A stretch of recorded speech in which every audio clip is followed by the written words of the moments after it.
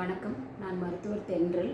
MBBS இன் தமிழ் அந்த சீரீஸில் இப்போ நம்ம ஃபொராமன் ஓவல் பற்றி பார்க்க போகிறோம்.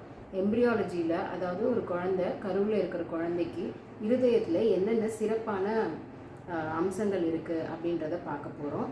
இப்போ right atrium, left atrium, right ventricle, left ventricle உங்களுக்கு தெரியும். இப்போ பல்மரி சர்க்குலேஷனே இல்லை, பிளாசண்டாலேருந்து தான் நம்ம பிராணவாயு கிடைக்கிது குழந்தைங்களுக்கு. அந்த பிளாசண்டாலேருந்து அம்பிளிக்கல் வெயின் வழியாக அந்த அதிக ஆக்சிஜனேட்டட் ரத்தம் வந்து முதல்ல லிவருக்கு கொஞ்சம் ஒரு பகுதி போகுது, அப்புறம் ரைட் ஏட்ரியம்க்கு வந்து சேருது.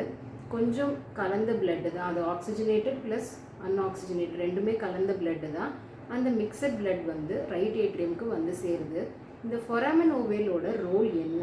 ஒரு குழந்தை கருவில் இருக்கும்போது லங்ஸ் வந்து இன்னும் விரிவடையலை, அது எல்லாமே இன்னும் அந்த சர்க்குலேஷன் இன்னும் ஆரம்பிக்கல.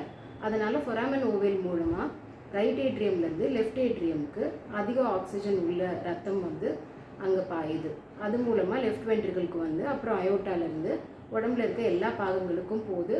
அதனால் குழந்தை வளர்கிறதுக்கு அது உதவியாக இருக்குது. அப்போ இந்த ஃபொராமன் ஓவேல் சில சமயம் தீமையானதாக இருக்குமா, அது நல்லதா கெட்டதா அப்படின்னு கேட்டிங்கன்னா, ஃபொராமன் ஓவேல் குழந்தை கருவில் இருக்கிற வரைக்கும் அதோட வேலையை கரெக்டாக செஞ்சதுன்னா தான் இந்த ஃபுல் சிஸ்டம், இந்த சர்க்குலேஷனே ஒர்க் ஆகும். ஆனால் இது பேட்டன்ட் ஃபொராமன் ஓவேல்னு ஒரு கண்டிஷன் இருக்குது. அந்த குழந்தை பிறந்ததுக்கப்புறமா இது வந்து இயல்பாக இது தானாக இது மூடிடணும். கொஞ்சம் கொஞ்சமாக மூடுறது, ஒரு 6 மாதத்துக்குள்ளே முழுசாகவே இது மூடிடும் எல்லா குழந்தைங்களுக்கும். ஆனால் சில குழந்தைங்களுக்கு மட்டும் இந்த ஃபொராமன் ஓவேல் சரியாக மூடாது, அதுதான் பேட்டன்ட் ஃபொராமன் ஓவேல். அப்போ இந்த சர்க்குலேஷனில் டிஸ்டர்பன்ஸ் வரும். இது ரெண்டுத்துக்குமான வித்தியாசத்தை நம்ம புரிஞ்சுக்கணும். நன்றி.